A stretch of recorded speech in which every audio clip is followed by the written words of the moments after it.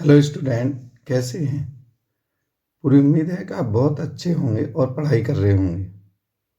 आज मैं पढ़ाऊंगा क्लास 9th का मैथ, क्लास 9th। और आज कोई चैप्टर नहीं पढ़ाएंगे। क्लास 9th कोई चैप्टर नहीं होगा। आज एक कॉन्सेप्ट पढ़ा रहे हैं पूरा। पेपर में आपको कैसे कैसे क्वेश्चन आ सकते हैं ये सारी चीज समझेंगे। ठीक है। सबसे जो पहला चैप्टर है, देखिए समझ लीजिए, मैं बता रहा हूं। सबसे पहला जो चैप्टर है रियल नंबर। रियल नंबर, ठीक है। ये इससे नंबर से रिलेटेड ही सारी चीजें होती है। और इसमें आपको जो है रियल नंबर या नंबर सिस्टम बोल सकते हैं, शायद आपका, सॉरी, ये नंबर सिस्टम है, नंबर सिस्टम। ठीक है। ये जो चैप्टर है ये रियल और नंबर सिस्टम के अंदर ही आता है रियल नंबर। रियल नंबर में ये दो पार्ट होते हैं जो आप पढ़ने वाले हैं, रैशनल नंबर और इरेशनल नंबर।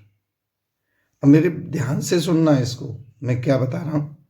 इरेशनल नंबर है ना, ये आप डिफाइन कर चुके हैं। क्वेश्चन कैसे आता है वो सारी चीजें पढ़ेंगे। अगर आपको क्वेश्चन कैसे आता है ये पढ़ लिया तो समझ लीजिए आपको जो है बिल्कुल दिक्कत नहीं होगी ये मैथ का टेस्ट क्वालिफाई करने में। ठीक है। कैसे, देखिए समझिए मैं क्या बता रहा हूं। अगर आप, बहुत जनरल सी बातें मैं यहाँ पे समझाऊंगा आपको, ये चीजें आनी चाहिए। अगर कोई नंबर, जैसे दो नंबर है, रियल रैशनल नंबर क्या होता है, जैसे 0 1 2 3 इस तरह का नंबर होता है जिसपे स्क्वायर रूट वगैरह ना हो, वो रैशनल होता है ना। माइनस में भी हो, -1 -2 0 1 2 3, कोई भी नंबर हो वो रैशनल होगा। और इरेशनल क्या होता है, जिस पर रूट आ जाए, √2 √3 √5 इस तरह का। अगर मैं कहूं कि √4 होगा तो ये नंबर नहीं होगा, ये रैशनल है ना। √7 होगा, यस होगा, मतलब रूट से बाहर ना आए वैल्यू तो वो इरेशनल होती है ना। इसी कॉन्सेप्ट पे मैंने आपको समझा रहा हूं कि कैसे क्वेश्चन आपको आ सकते हैं पेपर में, कैसे क्वेश्चन आप सॉल्व कर सकते हैं। समझिए मैं क्या कह रहा हूं। नंबर 1, अगर मैं कहूं आपसे कि दो नंबरों को ऐड कर दूं, √2 + √3 है ना, √3, तो पहली बात तो ये दोनों रूट में कोई रिलेशन नहीं है, अलग अलग है। तो ऐसे नंबर हमेशा two irrational number, sum of two irrational number क्या होता है, इरेशनल होता है। कहने का मतलब ये है कि अगर मैं क्वेश्चन नंबर 2 पे अगर ये कहूं कि भाई 2 + √3 है या 3 + √2 है, देखिए एक रैशनल है एक इरेशनल है कि नहीं। जब ऐसी कंडीशन हो तो ये नंबर इरेशनल ही होगा। बात समझ में आ रही है। दो नंबर जो एक रैशनल है एक इरेशनल है, अगर दोनों नंबर क्या है, सम कर रहे हैं तो वो इरेशनल होगा। बात समझ में आ गई। 2 वैल्यू हो, 3 वैल्यू हो, ठीक है। नंबर 3 देखिए, अगर मैं और कहूं कि √8 है ना, √16 है और √18 है, समझ लीजिए कोई भी, अब जितने भी देखिए एनुअल पेपर होंगे, कोई भी एक, आप किसी भी स्कूल के बच्चे हैं, आपका पेपर बहुत इजी होता है। अगर आपने ये भी नहीं पढ़ा तो समझ लीजिए कुछ नहीं पढ़ा है। ठीक है। तो देखिए ये √8 का 2√2 होता है, पता है ना, सॉल्व करके बता रहा हूँ। देखिए 2 × 2 × 2 और 16 का 4 होता ही है, और इसका लिखते हैं 3 × 3 × 2 है ना। तो ये 2√2 + 4 + 3√2। अब देखिए यहाँ पे रूट टू एक जैसा है तो 5√2 हो गया +4। अब बताइए कैसा है, ये इरेशनल है। बात समझ में आ रही है? तो आपको रेशनल इरेशनल समझ में आना चाहिए। नंबर 4 समझ लीजिए, अगर बाई चांस कहीं पे 2 प्लस √9 आ जाता है तो बताइए कैसा नंबर है। तो आप कहेंगे 2 प्लस √9 का 3 होता है 5, ये तो रेशनल है ना। ऐसे आपको जो है सीखना है। बात समझ में आ गई होगी कि रेशनल इरेशनल, अगर कहीं पे वैल्यू प्लस माइनस की आ जाती है और वो सॉल्व नहीं हो रही, वहां भी एक नंबर का क्वेश्चन है, जैसे √2 है, -√8 है, +√10 है, तो आप देखेंगे बताइए क्या है। √2 तो एज इट इज लिख देंगे, इसे लिखेंगे 2√2, अभी 8 का लिखा है 2√2 +√10, 10 में तो भैया कुछ कर नहीं सकते, तो क्या आ जाएगा ये भाई 2 और ये माइनस, चाहे 10 को पहले लिख लो, 10 माइनस √2, भाई 2√2 में से एक √2 है, √2 माइनस का बचा और ये आंसर, दोनों में स्क्वायर रूट है, क्या है, इरेशनल है। तो बेटा समझ में आ रहा है, रेशनल इरेशनल जैसा आप कहते हैं टीचर कि आपको बेसिक कॉन्सेप्ट पे पकड़ होनी चाहिए, तो इसका बेसिक कॉन्सेप्ट है रेशनल और इरेशनल। तो कोई भी आप किसी भी स्कूल के बच्चे हैं, ठीक है, वेलकम, स्कूल को तो छोड़ो बेटा, ये जो क्वेश्चन है 10th के बोर्ड में इससे रिलेटेड आया है, बहुत ही आसान क्वेश्चन आया है, ठीक है। अभी मैं जो है जस्ट थोड़ा सा देर से मैंने टाइम मिल पाया है, तबीयत वगैरह खराब की वजह से, तो 10th का डाला नहीं। मैं अभी 10th का जो बच्चे 10th के हैं पूरा पेपर डालूंगा, तो आप वो जो है देख सकते हैं, ठीक है। अभी 9th वालों के लिए डालें। तो बात समझ में आ गई है कि इस तरह का जो पार्ट है बहुत अच्छी तरह पढ़ें, क्योंकि आपको जो है आना चाहिए, और अगर आपको आता है तो आप बहुत अच्छा कर सकते हैं, ठीक है। चलिए नेक्स्ट,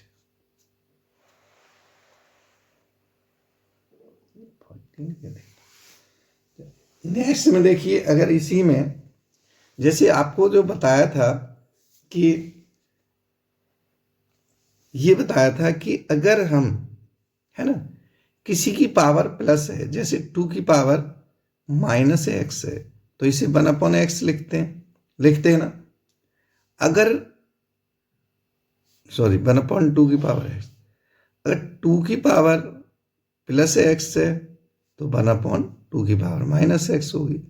इसका मतलब ये है कि जब भी हम ऐसी पावरों को लिखते हैं तो वो पावर हमेशा प्लस की हो तो माइनस हो जाती है, माइनस की हो तो प्लस हो जाती है। अगर कहीं पे क्वेश्चन फर्स्ट इसका 2 की पावर -1 प्लस 2 की पावर -3 की पावर -1 हो, तो आप क्या लिखेंगे इसे, आप लिखेंगे 1/2 + 1/3, है ना। एलसीएम ले लेंगे इसका, क्या आएगा एलसीएम, 6 आ जाएगा 2 और 3 का। 6 के बाद जब 2 से डिवाइड करते हैं, ये सारा प्रोसीजर आप जानते हैं, तो ये 5/6 आ जाएगा। बात समझ में आ रही है। अगर आपके पास कोई वैल्यू ऐसी आ जाए, कैसे कि वो कटे ही नहीं,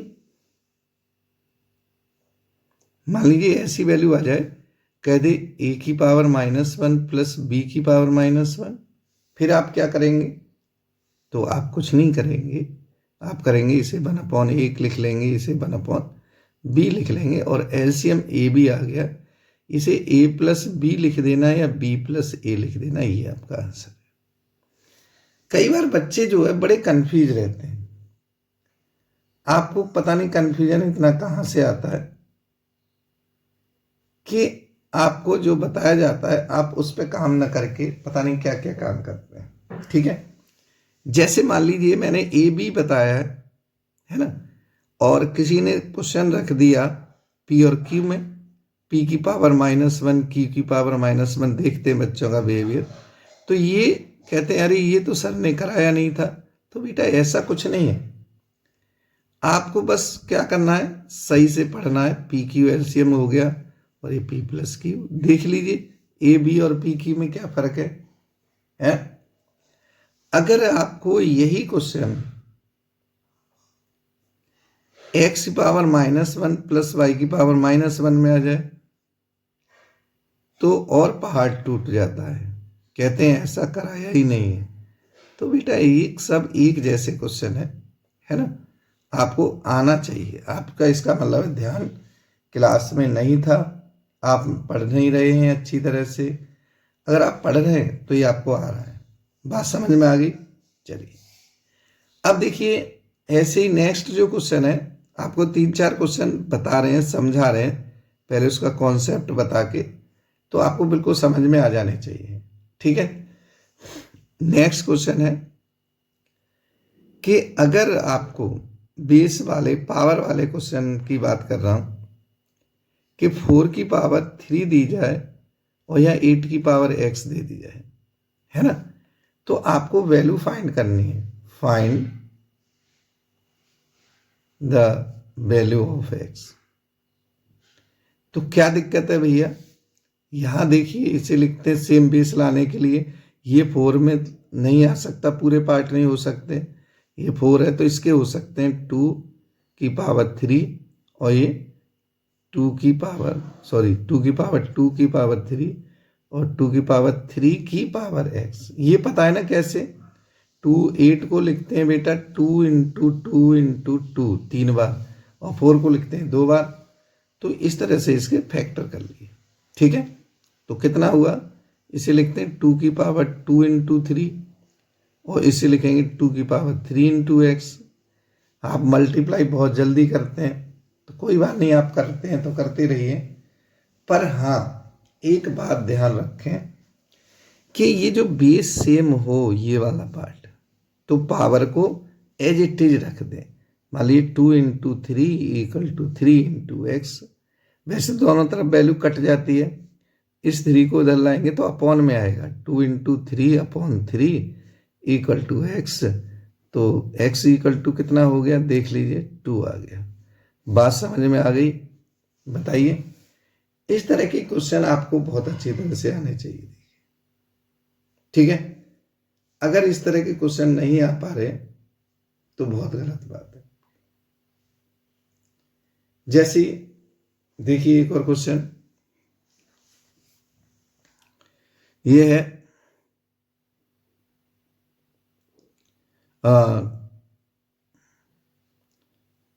243 whole power Q equal to 27 into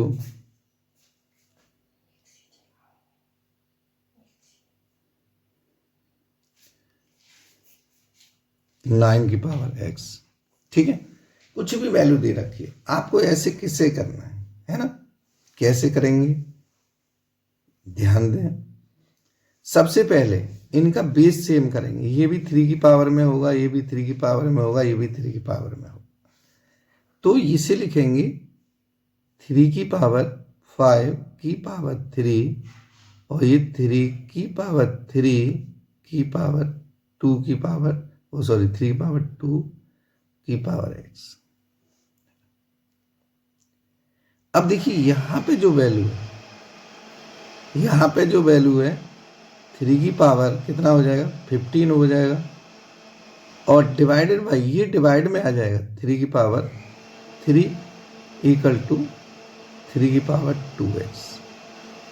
अब देखिए कोई बात नहीं, डिवाइडेड में पावर जो है क्या हो जाती है, घट जाती है, तो 3 की पावर 2x।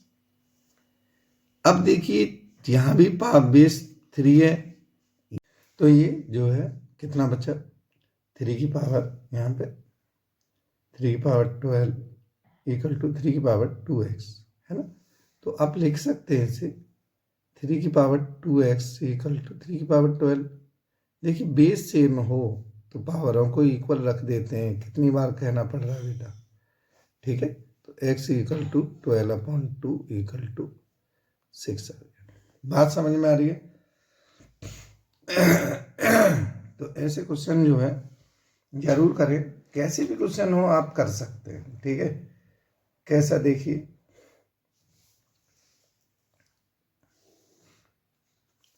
जैसे आपको जो समझाया जाता है कि भाई इस तरह के कर दीजिए, उस तरह कर दीजिए, कई बार ये आ जाता है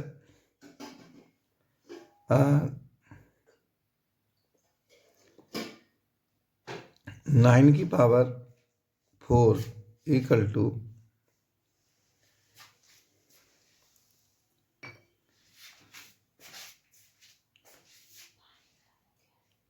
27 की पावर x,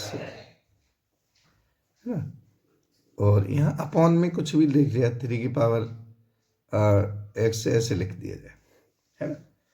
तो चाहे ये ऐसे लिखा हो, चाहे ये वैल्यू ऐसे लिखी हो, उससे कोई फर्क नहीं पड़ना चाहिए। कई बार बच्चे, आप अभी छोटी क्लास में समझते नहीं है बात को, है ना, तो समझिए बात। अगर 3 की पावर ये x लिखा है तो अब देखिए कैसे करना है, कैसे नहीं करना। बात दोनों में सेम है, ऐसे है तब भी क्रॉस मल्टीप्लाई करना है, ऐसे है तब भी क्रॉस मल्टीप्लाई करना है ना। तो क्या आ जाएगा ये 27 की पावर x इंटू 3 की पावर x इक्वल टू 9 की पावर 4। अब देखिए कहीं 27 है, कहीं 3 है, कहीं 9 है ना। तो हमें बेस छोटा क्या है, इसमें 3 है, तो सबको 3 में कन्वर्ट करना है। जब हम 3 में कन्वर्ट कर सकते हैं तो क्या करेंगे, तो देखिए 3 की पावर 3 होता है 27, x इंटू 3 की पावर x इक्वल टू कितना, 3 की पावर 2 की पावर 4। अब देखिए 3 की पावर ये 3x हो गया इंटू 3 की पावर x है, ये 3 की पावर 2 इंटू 4 मल्टीप्लाई में आ जाता है। जब सेम पावर हो और मल्टीप्लाई में है ना, तो क्या होगा, पावर प्लस हो जाती है। तो 3 की power 3x plus x equal to 3 की पावर 4 टू 8 कर सकते हैं। वैसे 3 की पावर ये 4x इक्वल टू 3 की पावर 8 देख लीजिए। यहाँ पे मैं यहाँ लिख देता हूँ, जब ये वाली वैल्यू 3 की पावर 4x है, वही 3 की पावर 8 है। देखिए बेटा सेम बेस है, तो इस पावर को 4x इक्वल टू 8, तो x इक्वल टू 8/4 रख देते हैं और आंसर 2 आ जाता है। x इक्वल टू 2 आ जाता है। बात समझ में आ रही है? हाँ, अब ऐसे ही हम जो है आगे बढ़ते हैं कि भाई इस तरह से क्वेश्चन हो तो कैसे करेगा बच्चा, ऐसे हो तो कैसे करेगा। वो सारे क्वेश्चंस आपको आने चाहिए। अगर ये सारे क्वेश्चन आ रहे हैं तो यकीन मानिए आप बहुत अच्छे स्टूडेंट हैं। आप 10th के लिए, अभी मैं अगर 10th का कराऊंगा तो 10th के कई क्वेश्चन बिल्कुल मैं जो बता रहा हूं अभी उनके बेसिक पे डिपेंड आए हैं। अब लगाइए बात, 10th के क्वेश्चन 9th का बच्चा कर सकता है, तो क्या जरूरी है कि नहीं है आपके लिए? चलिए अब देखिए ये क्वेश्चन जैसे इस तरह से हो कोई कि x-1 is a factor of, किसी भी 9th का बच्चा किसी भी एनुअल में किसी भी स्कूल का, जो मैं ये बता रहा हूं इसे पढ़ के बहुत अच्छे नंबर ला सकता है, ठीक है। x-, क्योंकि टीचर की टिप्स पे होता है, वही पेपर में होता है, एनुअल एग्जाम है बेटा आपका ये।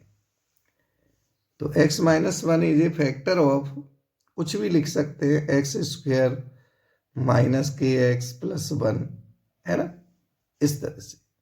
अब इक्वल टू 0 नहीं लिखा तो आपको लिखना होगा। अगर ये क्वेश्चन 1 नंबर में भी हो सकता है, 2 मार्क्स में भी हो सकता है, तो क्या करेंगे, यहाँ लिखेंगे ये px होता है एक तरह से, है ना, px होता है, तो x-1 is a factor of px। अगर 2 नंबर का है तो ऐसे लिखेंगे, तो p1 इक्वल टू 0।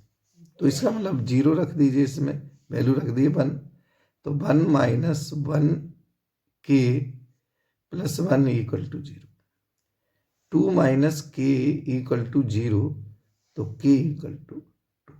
बात समझ में आ रही है? के इक्वल टू कितना आ गया? 2 आ गया। अब देखिए अभी भी बच्चे जो है नहीं समझ रहे हैं, तो बेटा बहुत गलत बात है आपकी। आप फिर कब समझेंगे या कभी नहीं समझेंगे। नेक्स्ट क्वेश्चन है ऐसा ही कि अगर माइनस की जगह प्लस हो, x plus 1 is a factor of x square plus के एक्स और प्लस 1, तब क्या करेंगे? तो x प्लस 1 जब फैक्टर होता है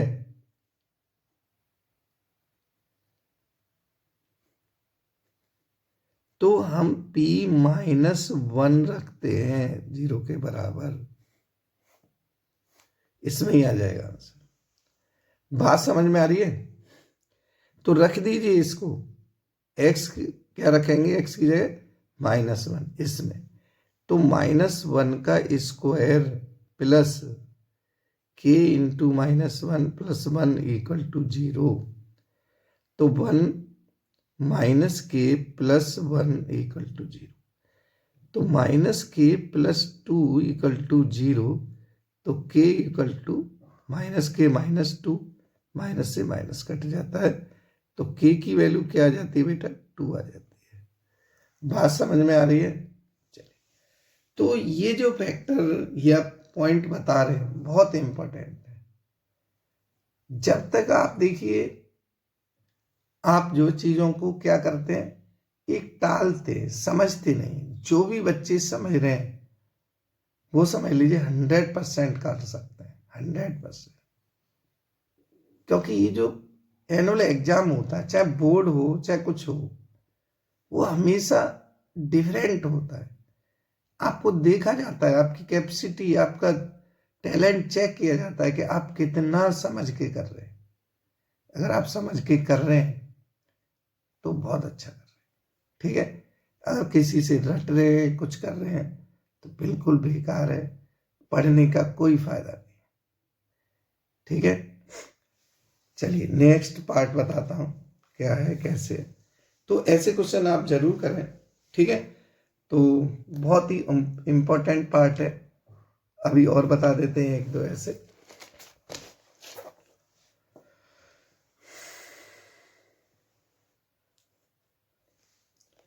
तो देखिए जब भी हम पढ़ते हैं तो चीज़ों को ध्यान से पढ़नी चाहिए, क्योंकि अगर हम ध्यान से नहीं पढ़ रहे तो बेटा ये क्लास अब आपकी बड़ी क्लास है, क्योंकि आपको बोर्ड में बैठना है ना। कई बच्चे कहते हैं कि सर ये चलिए एक रख देते हैं, फ्रैक्शन की वैल्यू आ जाए कि x minus 1/2 is a factor of x square plus 2kx plus 1, तब क्या करेंगे? तो देख लीजिए, कोई दिक्कत नहीं है, पैटर्न वही है आंसर में। x minus 1/2 is a factor of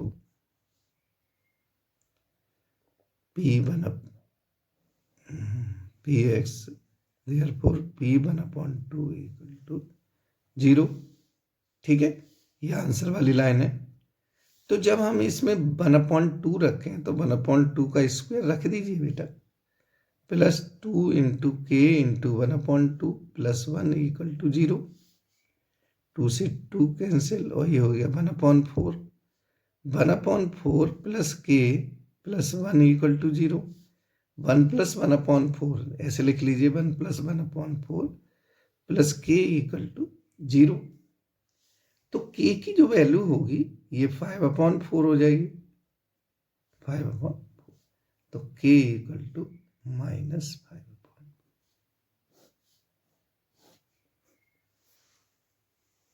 ठीक है, बात समझ में आ रही है? देखिए अगर हमें समझना है तो ऐसा कोई सा भी क्वेश्चन हो, प्लस का हो, इस तरह का माइनस का हो, आप बिल्कुल कर सकते हैं, ठीक है। क्योंकि और देखिए करेंगे नहीं तो कोई फायदा नहीं है, सही बता। चलिए नेक्स्ट जो है, कई बार आपको फॉर्मूला भी कोई पूछ लिया जाता है, ए प्लस बी प्लस सी का होल स्क्वायर, ए प्लस बी प्लस सी का होल क्यूब। ये हमें फॉर्मूले बहुत अच्छी तरह आने चाहिए, ठीक है। तो नेक्स्ट क्वेश्चन या नेक्स्ट टाइप क्या है वो देख लीजिए। जैसे हमें कई बार कोऑर्डिनेट, आपके यहाँ पे कोऑर्डिनेट है, क्या है, कोऑर्डिनेट।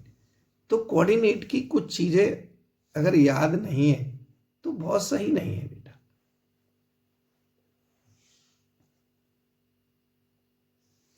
ठीक है। कोऑर्डिनेट की कुछ चीजें याद नहीं है तो बहुत अच्छा नहीं है, सारा याद रहना चाहिए। देखिए कैसे बताता हूं। जैसे आप कोई पॉइंट ले लीजिए, ये पी एक्स वाई है, देख लीजिए। यहां से बहुत सारे क्वेश्चन हो जाएंगे, फिर मैं क्वेश्चन भी कराऊंगा।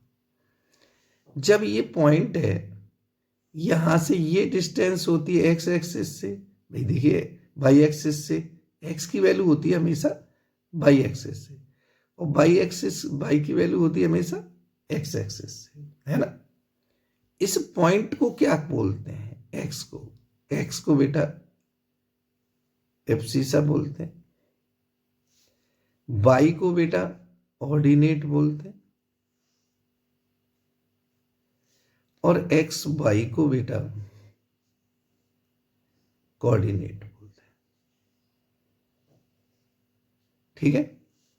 अब इसके बाद हमें देखते हैं कि ये जो डिस्टेंस है एक्स एक्सिस से, एक्स एक्सिस ये तो ऊपर की तरफ होती है, वो वाई की वैल्यू होती है, क्या की होती है, एक्स एक्सिस से जो डिस्टेंस होती है वो वाई की वैल्यू होती है, और वाई एक्सिस से, ये वाई है ये एक्स है, वाई एक्सिस से इस पॉइंट की जो डिस्टेंस होती है वो एक्स की वैल्यू होती है। तो हम यहाँ पे समझ के करते हैं, हमेशा ध्यान रखना, अगर आप कंफ्यूज हो गए तो distance of P from X axis, तो ऊपर की तरफ जा रहे हैं तो क्या है ये, वाई की value. Distance of P from Y axis तो क्या है, ये जो होता है फर्स्ट क्वाड्रेंट होता है, ये सेकंड होता है और थर्ड होता है। ये आपको मैं कई बार बता चुका हूँ, फिर भी बता देता हूँ। इसमें दोनों वैल्यू प्लस की होती है, पहली माइनस और दूसरी प्लस होती है, दोनों वैल्यू नेगेटिव होती हैं, और पहली प्लस और दूसरी माइनस होती है। बात समझ में आ गई। हाँ। अब देखिए अगर आप ये समझ रहे हैं तो समझ लीजिए आप जो है इस चैप्टर का कोई भी ऐसा क्वेश्चन नहीं होगा कभी भी 9th क्लास के लिए कि आप ना कर सके। अगर पूछा जाता है, बस क्या है मैंने समझा रहा हूं, उसके बाद बता, डिस्टेंस ऑफ पी, पी मतलब X Y, from X axis, मैंने बताया एक्स एक्सिस, तो एक्स कट जाएगा, क्या बचेगा, वाई इक्वल टू वाई। ऐसे distance of P from Y axis, Y cut जाएगा तो क्या बचेगा, एक्स। आ रही बात समझ में। ये तो ट्रिक बता देते हैं कि भाई ऐसे है ऐसे, एक नंबर में आपकी ट्रिक ही चलेगी और क्या चलेगा बताइए। अगर आपको ये ट्रिक बहुत अच्छी तरह से आती है तो आप बहुत आसानी से कर सकते हैं, है ना। अब कई बार एक्स एक्सिस पर पूछ ले जाता है पॉइंट, द वैल्यू पूछ ले, the value of Y on X axis. X axis पे वाई की वैल्यू क्या होगी, इक्वल टू 0 होगी हमेशा। The value of X on Y axis equal to, कैसे देखिए, अगर हम नाम लिखते हैं ना, यहाँ 1 2 3 4 लिखते हैं ना, यहाँ 1 1 1 2 ऐसे नहीं लिखते ना, क्योंकि यहाँ एक्स वाई की वैल्यू 0 होती है। ऐसे यहाँ भी 1 2 3 लिखते हैं, यहाँ सिर्फ y की वैल्यू है, x 0 होता है। तो जब हम ऐसे क्वेश्चनों को करें तो इन चीज़ों का विशेष ध्यान रखें, ठीक है। चलिए मैं जो है अभी आपका वीडियो का बहुत वेट कर रहे थे बच्चे, इस वजह से बनाया, ठीक है। थोड़ा टाइम कम है, नेक्स्ट वीडियो इससे बड़ी बनाएंगे। देखिए कमेंट ज़्यादा से ज़्यादा बच्चे करेंगे तो बनाऊंगा, क्योंकि इस समय आप देखिए गला बहुत ख़राब है और आपका कोई रेस्पॉन्स नहीं आता तो कोई लगता है बेकार है, ठीक है। तो सारे बच्चे देखिए वीडियो और कमेंट करिए कि समझ में आ रहा है, ठीक है। धन्यवाद।